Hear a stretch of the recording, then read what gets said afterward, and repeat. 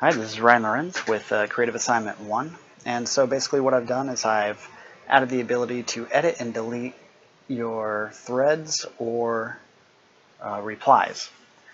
So what I had to do that is I had to, after building the home page, I had to create some event listeners right here, build home screen. So after that we get element by ID, thread table body, and then the edit buttons that are for each thread or form edit thread. So down here, I've got that right here. So the buttons are only made if the thread's user ID is equal to the auth.currentuser.uid. So these buttons will only show up as appropriate for the user that created the thread, because you don't need somebody hitting edit or delete on not their thread.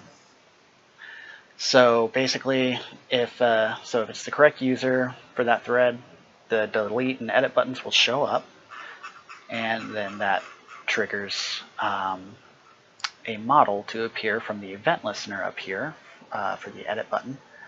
The edit button it's pretty much the exact same thing as create thread, a little bit different, but not a lot. I mean, you can see right here that it appears to be all the same. I've got the errors. I forgot to show the errors. Oh, the errors are there. And it separates everything properly. Since Firebase brings it down with a comma, I had to replace all the commas with a space for the search keys, because the search keys are stored in an array. So that was the only thing that was a little bit different there. But other than that, we got the submit form here, and for the edit button, so we submit that, and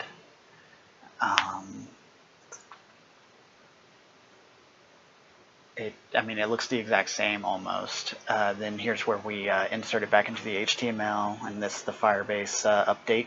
So we update it, insert it back into the HTML, and we're good to go. We have the delete button right here that creates, or the delete listener, and we get our delete button.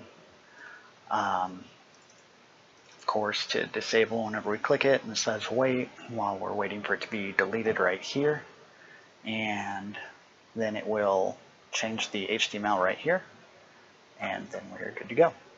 Now, I also had to take into account the situation when somebody creates a new thread. So up here, where is it? I think I'm inside of it. Form create thread, yeah. So at the end of creating a thread, these buttons still need to be made, the delete button and the edit button. So I actually had to create another function all the way down here that would do the exact same thing as the listeners that I just went over. So we've got a function edit thread listener, which does the same thing, and then we've got a function delete thread listener again, which this does the exact same thing. As our delete thread listeners up here, and our edit thread listeners. So then over in, reply. So we've got our edit replies. Oh, oops, I should have deleted that, huh? Oh, oops, that's why. I'm in the wrong page. That's what I meant to click on. Thread page, sorry. We have our edit replies and delete reply buttons. So very similar to the edit thread, delete thread. After we create the inner HTML for the page, then we go ahead and make the delete form event listeners and the edit form event listeners right here. And so that's going to go through and just delete the reply. And this one's going to do the same thing. It's going to edit the reply.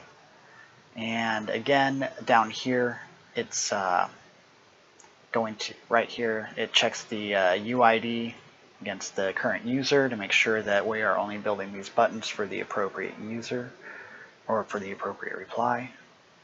And then we've got the function edit listener and the function delete listeners down here for whenever a user enters a new reply on the page and it is inserted into the HTML, so that we can effectively still have those buttons pop up and still be usable.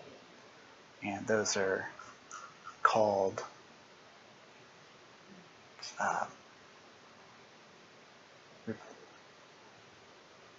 they're called on the reply submit. I'm scrolling over it over and over and over. I swear it's here though. Yeah, here we go. Right here. Sorry. Edit listener, delete listener at the end of the add new reply event listener. And that's what pops these up down here.